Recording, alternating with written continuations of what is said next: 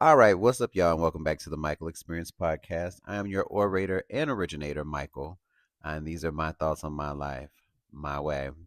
So, last episode, I talked a lot about those foundational things that you learn growing up that help you to inform and interact in your exchanges with people in general, men, women, they, them, whatever it may be, but just on the basic level of how do I communicate, how do I reciprocate, and what does that cadence look like back and forth, right? And I think the beginning relationships are us learning how to communicate with our parents, and then our siblings and our cousins, and then as we move into school and things like that. So on a very basic level, how do we navigate that? How do we make connections? How do we kind of guide and inform our emotions as we move through? And so I want to expand on that just a little bit more in this episode. So, as I continue talking about dating, I talk about the emotional component, but a lot of it is tied to your mental, because it can be very exhausting when you're dating and getting to know people and your emotions are up, down, sideways, and just all kinds of like catadilly wonky, as one of my friends used to say, because it evokes a different feeling in you. You get excited, you get hurt. There's a level of confusion at one point. It's a montage of feelings that you go through when you're dating, and you question yourself and you question your feelings and you question their motives. And so there's a montage of things happening. But at the core of all of those things, or at the root of those things, are how you got there and how you've associated certain actions with certain outcomes. And I think a lot of that is tied to, number one, how we grow up, but then also, like, as we move through life, what we've picked up along the way. And I always say, you only know what you know. You can only know what you know. And so I talked about in the last episode that as I was going into the dating world 2.5 years ago, after being off the market for five and a half years, I ran into this gentleman who had certifiable mental health issues. And I also talked about how my upbringing kind of affected early on in my dating the way that I would perceive certain types of men or certain types of behaviors from men, and then how even now, as I've worked through certain things, there are still remnants that present themselves just because my body remembers. If there's a certain tone or if there's a certain movement that happens, my body will recall the state of shock or trauma. And dealing with someone who is emotionally unstable, or a person who cannot regulate their emotions or their feelings in a productive way, it's very hard for me to deal with people in that space, because it does ignite, or it does start your fight or flight mechanism. And for me, mine is never really the flight. It is honestly the fight situation if I feel that strongly about what you're doing. And again, that is tied to the volatile nature in which I grew up.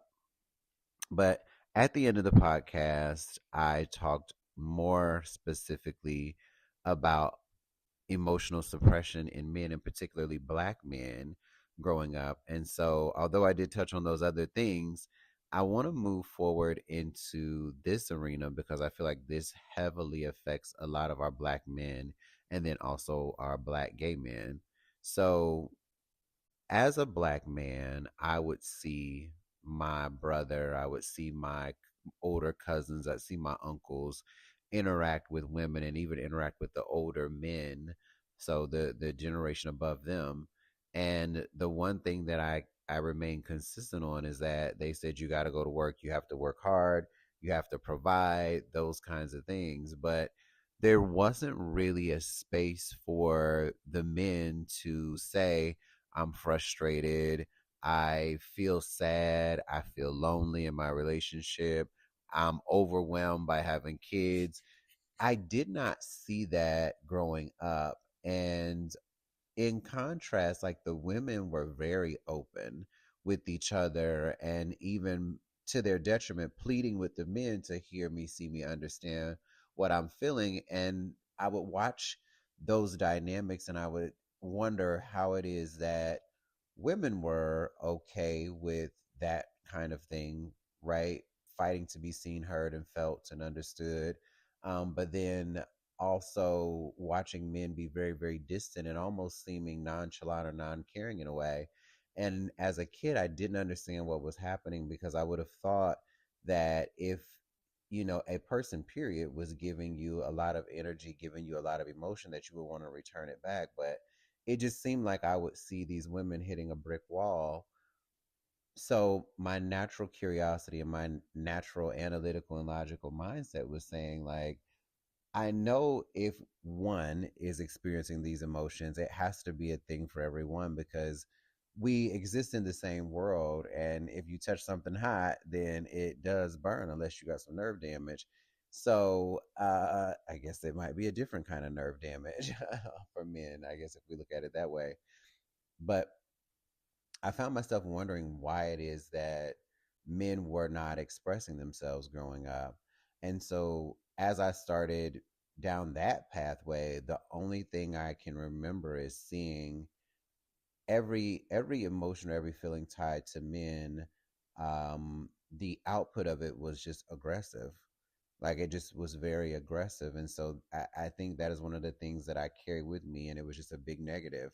So I would see like my stepdad, my first stepdad, he would go to work and work all the hours and be tired. And it was never like, I'm tired, I'm wore out, I'm just gonna go lay down. It was always a big raw to do in the house. He had to come home slamming stuff, throwing stuff around, demanding stuff, being rude. And I was like, I don't understand why. I don't understand like why this is the emotional output, right? Like you're tired, just say you're tired. You need something, just say you need it. But to have to come in the house slamming things, being really, really aggressive and irate and disruptive to everyone else because you can't regulate that you are just frustrated and tired.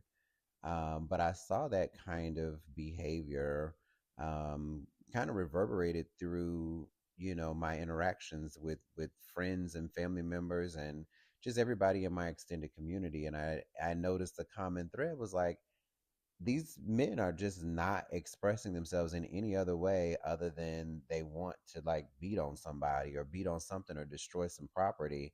And I was like, that's crazy. Like the emotional response, even in deep conversation, would be to blow up and walk out of the house. And while I can come in walking out, versus putting your hands on somebody, it still doesn't fix or speak to the core issue, which is that there's a deeper root to not wanting to or not being able to, should I say, adequately regulate your emotions.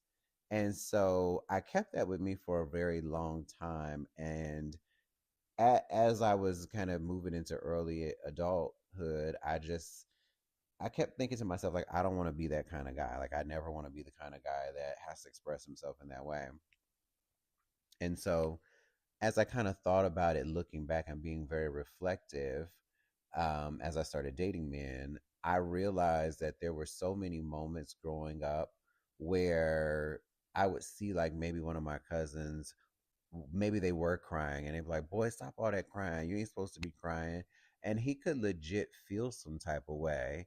And he'd be like, "Boy, stop crying. Go out there and do something in the yard or something. Don't you got some friends? Call your little friends up and da da da da da." And I think as a kid, you just feel like your parents don't want to be bothered. But as an adult looking back, you're like, these men and women are teaching their children the same thing that they were taught, and that is to avoid, deflect, and to take an energy source that really should be, adored and that should be nurtured. But because it's considered softer, they want you to suppress it.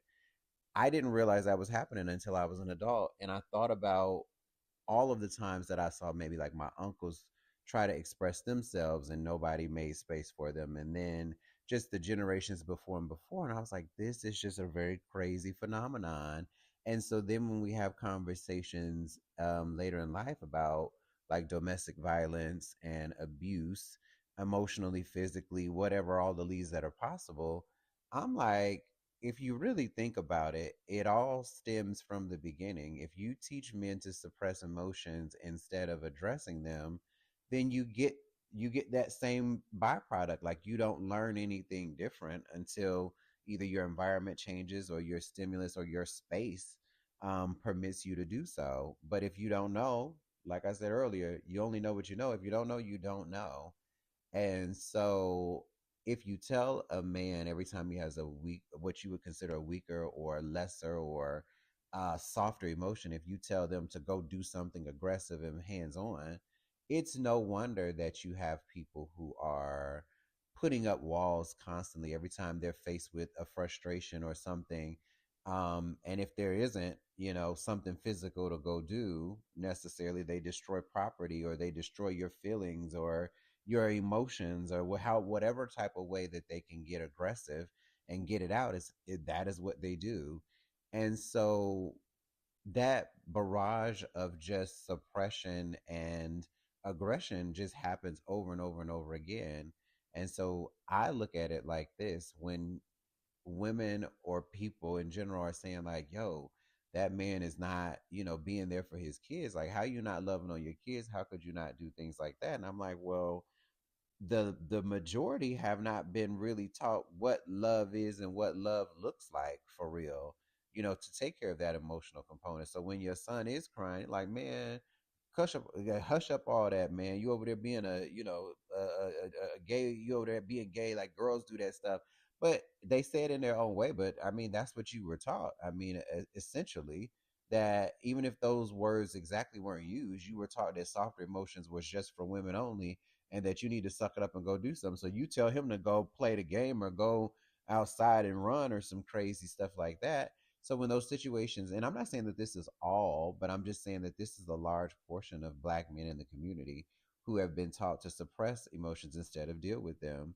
And so as I fast forward into, dating men later on and trying to get to the core of why so many just seem to not connect and are very avoidant and dismissive when you challenge them to just think a little deeper and to feel a little bit deeper. I mean, I believe they feel it, it's just not expressed, and it doesn't feel comfortable to express those feelings, because it's like, okay, I'm not a man if I cry. I'm not a man if I come in and say like, this is too hard. I'm not a man if I come in and say like, yo, I've been doing this hard work for this long and like I need to switch it up. Like, I'm expected to provide, I'm expected to do, and so I'm just gonna go and do. But I believe this is why so many men are just not happy and not fulfilled within themselves. Again, this is not all, but this is a large portion of. And so it doesn't matter, feminine, masculine, whatever. I've seen a consistent thread in the black men that I've dated where I'm just like, God, how did we get so removed? You know what I mean? And how do we fix it? Now I know how we got removed at this point. I know how it started. And if the generations that I saw as my role models or possibility models were that far removed from their emotions, I can only imagine those before them that knew a lot less. And so I find myself at an intersection trying to figure out, how do I move forward in this space and be productive, where I know there's going to be tension that is not necessarily meant for me, geared towards me. When I know there's going to be a degree of separation, I know there's going to be some dissension. And every time I try to move forward in this way emotionally, I may be met with somebody's defense mechanism, and it may not feel good to me, right? And it may feel like an attack on me. And so I've just been moving through my journey saying that I'm going to model the behaviors that I want. I'm going to speak on things when it feels a certain type of way. I'm going to address what I feel insecure about, because the only way to get through something is to go through it, honestly. And so me being hesitant or me drawing back and avoiding it doesn't make the problem go away. I literally have to walk into it. And I always tell like friends and family, when stuff happens and they're like, you know what, I ain't gonna worry about it, I'm like, no, you need to worry about it today so that it doesn't affect you tomorrow and the month after and the year after, and then you don't go out there and in turn affect somebody else because you haven't dealt with it. it is very important that we as men, but if you're dating men, men dating men, or just you're dating men in general, to understand the plight of it. And it all starts back in those foundational moments. And for me, when you add on being black, a black man, and being a gay black man, that's another degree of separation from your emotions, because not only are you taught the conventions of your parents and your great grandparents and things like that, but you're also contending with what is your identity. And inside of your identity, there's so many things about basic connections. Who am I? How do I show up in the world? Outside of the romantic part that people forget happens for gay people or gay men, outside of the sexual component, which is the main component that people focus on. They think, oh, gay men and they love sex. And I always say to, women and people on the other side that are like, well, what is it about that? And I'm like, well, hold on, honey, because you starting at the end of the house. You know what I mean? You got to start at the front door. You got to start at the porch and the driveway before you get to the bed, sweetheart. We got to talk about all these things. You just jump right to my bedroom. That's not how you walk through a house, okay? Number one, you got to pull up. I got to look out the window and see if I like what I see. Then you come to the door, and if you approach that the right way, I'm gonna let you in, and you got to be respectful until you get to the couch, and then conversations happen on the couch. I mean, other things happen on the couch too, but then maybe we can talk about getting to the bedroom. And so I always tell women who are asking me about it, honey, this conversation, or the depth of this starts way before it gets there. When you're thinking about having something long lasting and having partnership. Now, if it's just a fling, it's a fling. So we're not talking about that. Stay on topic. But you have to get to step one before you get to step five. And so part of that is understanding, like, if you want to have emotional depth and you want to have intimacy, I mean, true intimacy, authentic, organic intimacy with your partner, as a male loving male, black man loving black man, or even if you're a woman loving a black man, you have to understand the ties that bind and the conventions that bind people to behaviors that are just not conducive to partnership and growing and being open. So for me, I understand, I've seen this emotional disconnect, and so I'm trying to address it. And that's a harder thing, because as men, for whatever reason, another part of the programming is like, I don't want to talk about it, because if I talk about it, it makes it real. And I'm thinking to myself, that is a mentality, but I'm thinking to myself, it's real regardless, because even if you don't say it with your words, you're saying it with your actions. It's in your facial expressions. It is in the way that you move through life. It's in the way that you can't elevate. It's in the way that you go into rooms and you shrink. It's in the way that you go through rooms and you're loud and obtrusive, instead of understanding and able to, regulate in the moment. So it affects so many different things. So it's very real. And I think we need to deal with it so it doesn't impact all those other intersections. So I just be as open and honest as I can possibly be. And I work every day towards being as vulnerable as I can be when it's the person that I have chosen to be my partner, and we've chosen each other, because that is a conscious decision to do the work for me. Being in a relationship is a constant choice to continue choosing each other and continuing to forge a path together that you both can look back and be proud of, and that you both can enjoy along the way. And that doesn't mean nobody experiences any pain or heartache or confusion along the way. It just means that whatever comes up, we deal with it together. I wipe your forehead, you wipe mine. Okay, you need a band-aid, I'll clean it and put it on you. Those kinds of things in partnership. So you're just there to support each other, help each other, guide each other, nurture each other through it. And so knowing that that is what I want, and that is what I'm working towards, I find myself curating and creating that safe space that I know hasn't always been there. And so those foundational moments, sure, those are one thing, but then there's layers of trauma and bad experiences that people carry from their previous relationships as well. And that's the thing for me that is a lot harder to try to reconcile and maneuver and work through for people, because number one, I don't know what you really feel coming off of how many ever relationships, situationships, whatever you want to call it. I truly don't know. You can tell me, oh, it ended terribly and, I'm over it. And I'm like, okay. And maybe I can pick up on some of those nonverbal cues and emotions that are happening.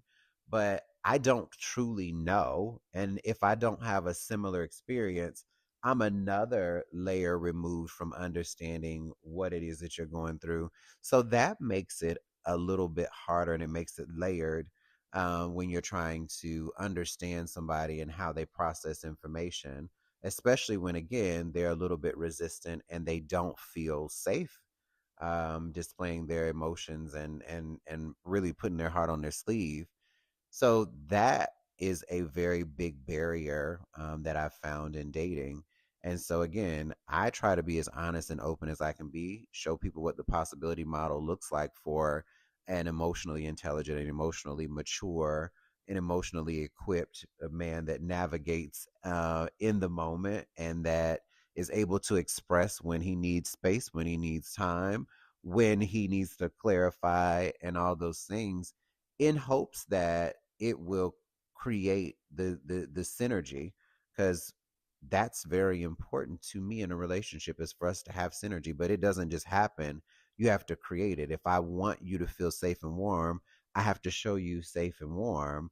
If I want to show you if I want elevation, I have to show what elevation looks like and depth and all those things. And over time, right, my hope is that over time that some of that just organically sheds on its own or reveals itself on its own, so that it doesn't feel like I'm prying. Because, again, I try not to go too deep into people's childhoods, and I try not to go too deep into past relationships, because it can open up a can of worms that I'm not equipped to deal with. And that is why therapy is very important. But um, it's also just a good practice to distance yourself from those things that you truly cannot fix. If you've been cheated on in all of your relationships, I cannot help you decompress from that. I've been cheated on before, but I have no idea what that emotional scar is for you. And even if I ask and I assume and I take my best information to inform some advice or feelings for you, I still don't 100% know what it is that you went through. And me trying to make up something or me doing something for the sake of I care can be detrimental, because if I don't see you for you and we continue to have these deep and jarring conversations and interactions with each other, at some point, resentment happens. And at some point, the man is going to walk away because it is too overwhelming. And now you've made me revisit things that I nor you are able to help fix.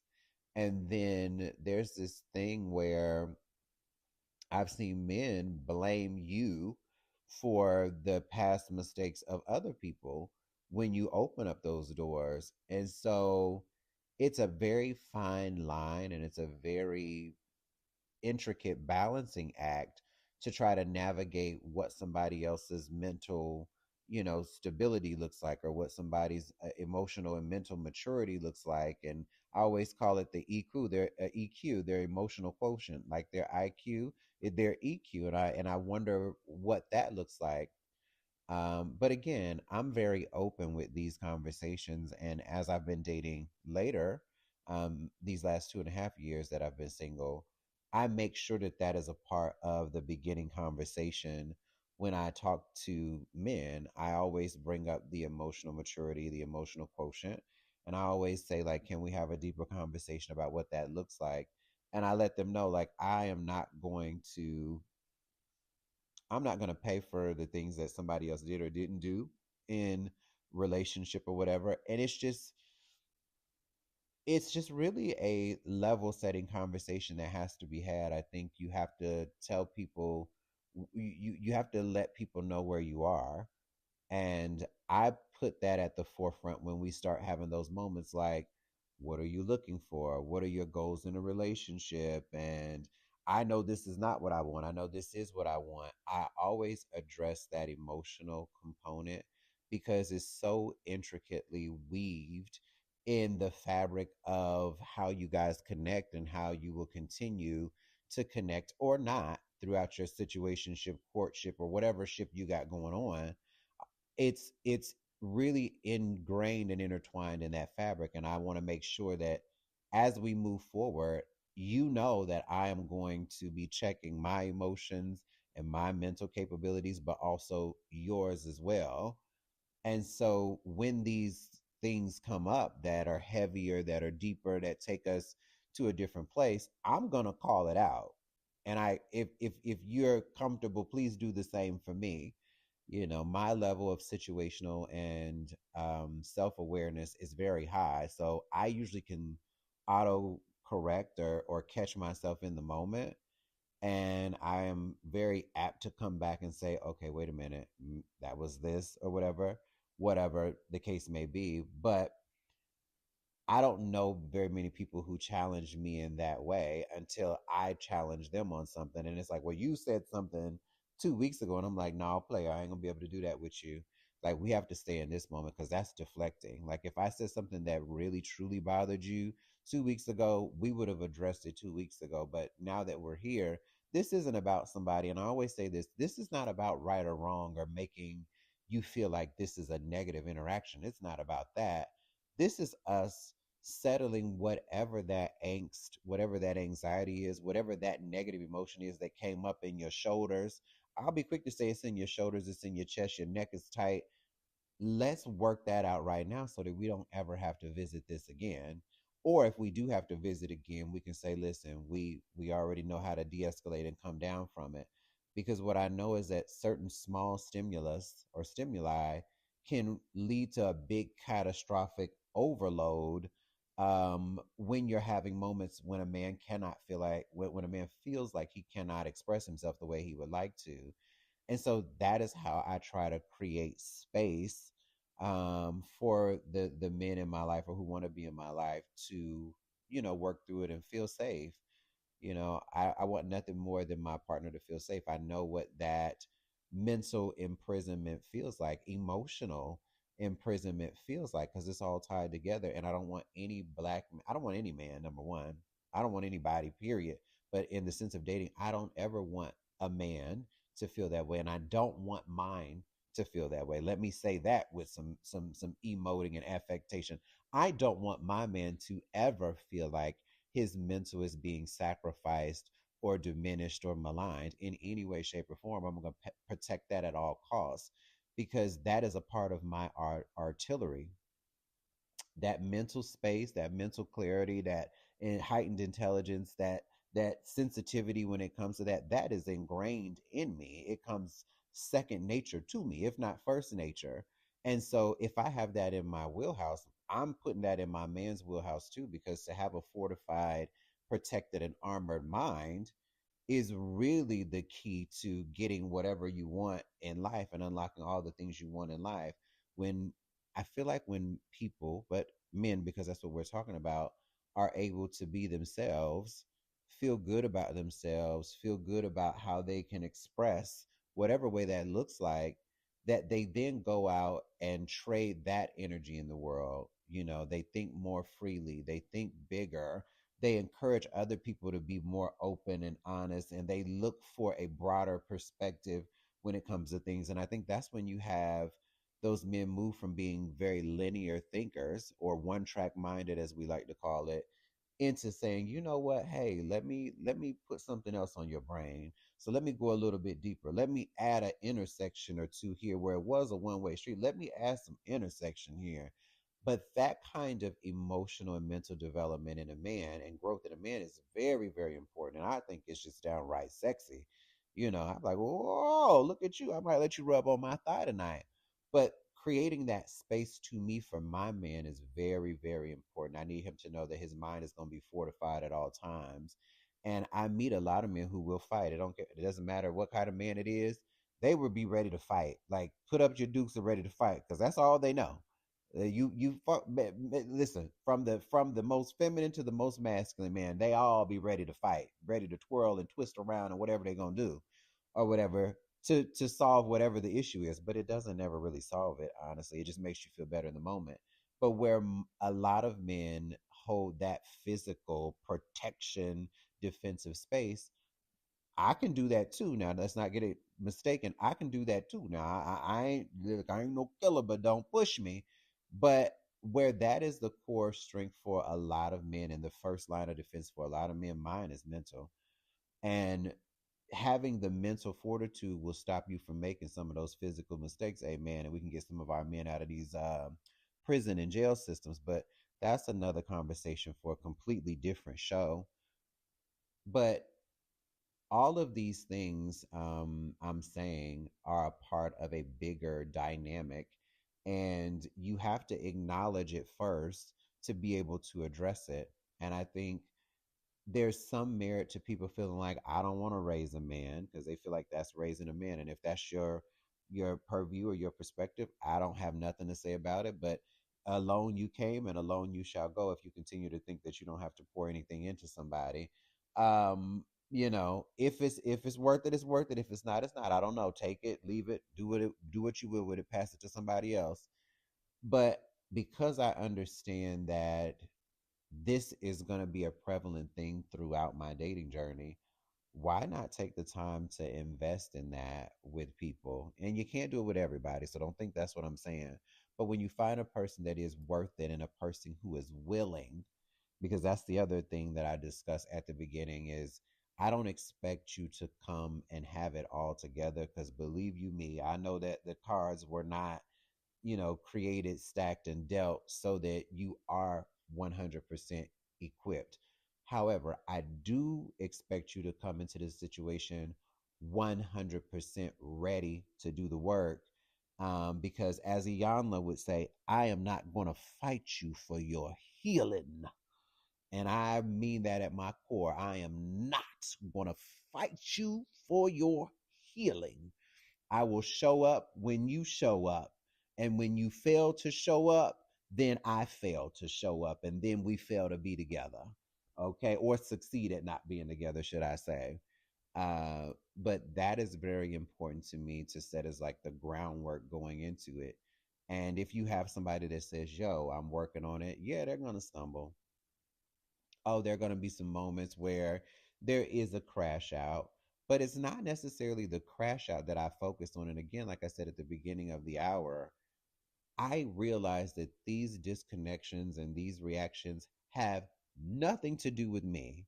And I think it's very easy for us to internalize it on the receiving end to be like, okay, well, he hates me, or he's directing this towards me, or he's being mean to me.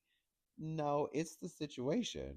It's a cosm of the upbringing, the environment, the residual trauma, and it has to work its way out, unfortunately. And if you decide to be there with somebody through it, unfortunately, there are going to be some effects because, some collateral effects because you're just in proximity.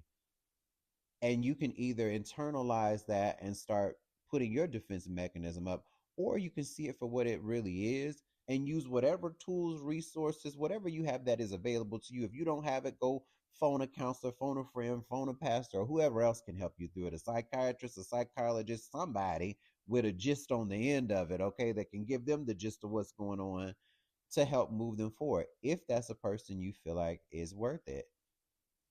I have a lot in my wheelhouse and I will give whatever it is. I will encourage, I will support. If you show up, I will show up. If you don't show up, neither do I. So I wanted to talk about that because it's very layered. And I hate to say it, but there's no one size fits all for how to correct it or even how to address it because again the levels of security and safety and the level of being vulnerable truly depend on the person. I'm not as vulnerable as I would like to be. I would like to get to a place where I just don't mind being soft and and just give you all of it. I can't do that. Now I'm honest, so I will address any and everything, but that kind of unguarded, removing the guardrails kind of situation that people do, and they say, "Oh my God, that wear my heart on the sleeve," and I just act off of, pure emotion. I would like to be in that space. However, I can't. I'm not there yet. I don't want to say I can't do it. I am just not there yet. And I think that is because, well, I know that's because I haven't met the right person to go there with. But when I do, I will walk into it fully understanding and fully knowing that it is my responsibility to ensure that my mental health is intact. It is my responsibility ultimately to make sure that I keep my emotions in check. It is ultimately my responsibility to ensure that whatever I'm doing and whoever I'm doing it with, that I am the captain of my happiness ship. And inside of that, aside, partnered with, next to that, the person can be in it, but they can't be the center of it. And so I'm in this phase of my life consciously saying, like, okay, I'm working towards this level of vulnerability because I do value intimacy. And in order to get there, and in order to ask somebody else for more, right, you have to continually give more. And the progression of your relationship should be getting to that place where you are like, I am all in on this. And if you can't get there, well, you might need to be single, or you just might not need to be with that person. I'm not saying being a complete fool for somebody, but I am saying being able to give 100% of yourself to them, and then them giving 100% in return. I ain't talking about you give 100 and they give 25. That's not what I'm saying. Or they give you 100% of the 25% that they walked in the door with. Amen. Because some people didn't come to school with a full box of crayons. I just want you to know. So the picture looked a little different. If you didn't pick that up, just sit with it a few more minutes and then you'll get it by the end of this conversation. But I am 100% committed to coming in and doing the work, whatever that looks like in my partnership, once I feel like the person is it and once I feel like they are in it. And so that is about protecting my mental and my emotional health, but also making sure that while I'm protecting mine, I'm also doing everything I can to protect theirs as well.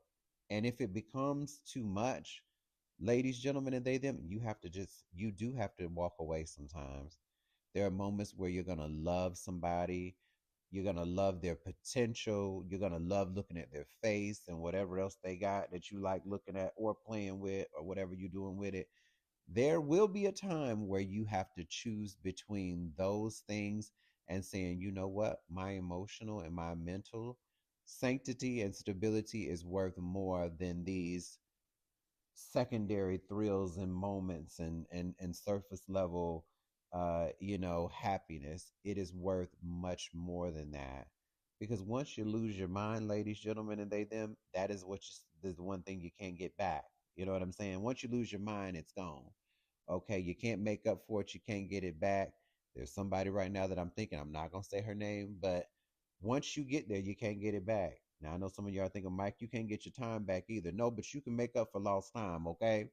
You can make up for lost time. If you spent a year with the wrong one, you can spend the next two with the right one and make up for it, okay? But if you done depleted your mental, you ain't coming back from that. So protecting your mental health does mean laying down that groundwork. It does mean understanding so that you know where to adequately place these feelings and emotions, not just for them, but for you, you know. And so I wanted to talk about those effects because they are very, very important, and they are going to show up from here until the end of time. And if I can just leave you with some very important things on the way out, is that you always have to prioritize yourself first and then other people. If you are not okay and if you don't have it for yourself, you can't give it to anyone else.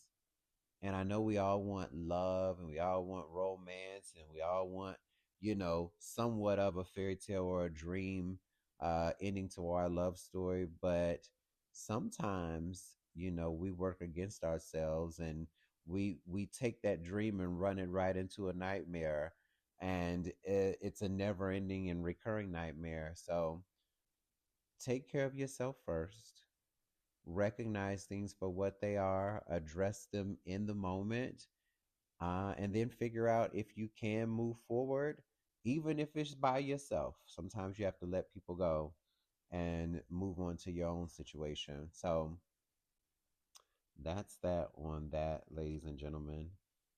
Um, Next time on the Michael Experience, I really want to talk about what healthy relationships look like and healthy boundaries look like in relationships. Now, this is going to be pretty subjective, right? Because different people like different things.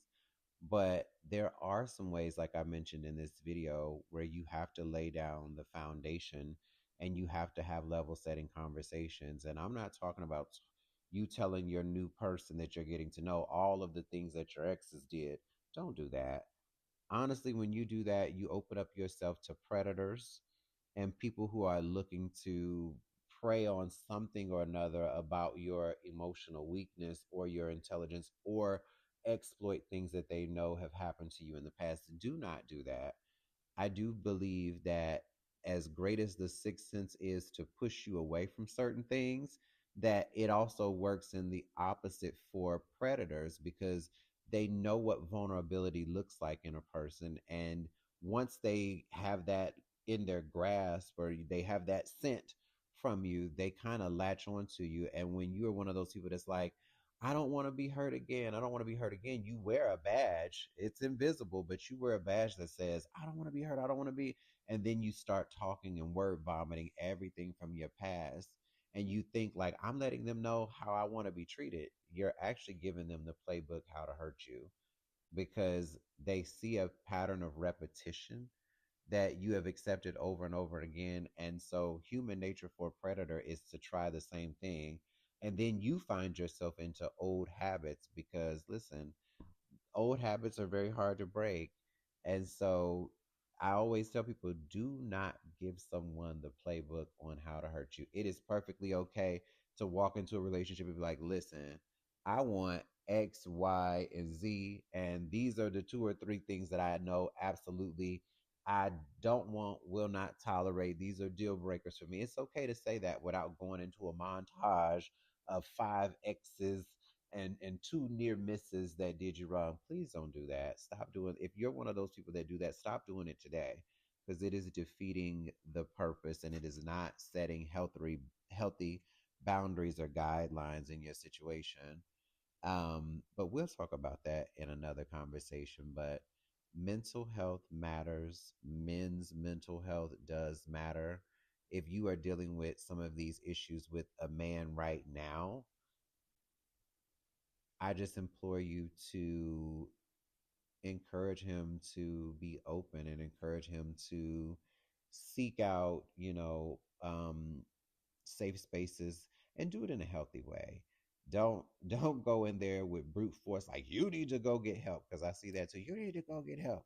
And I mean, sometimes y'all that have stubborn husbands, well, that's the only way they'll listen. But if you can avoid that at all, like, make sure that it is encouraging more than it is encroaching, okay, on somebody's safety.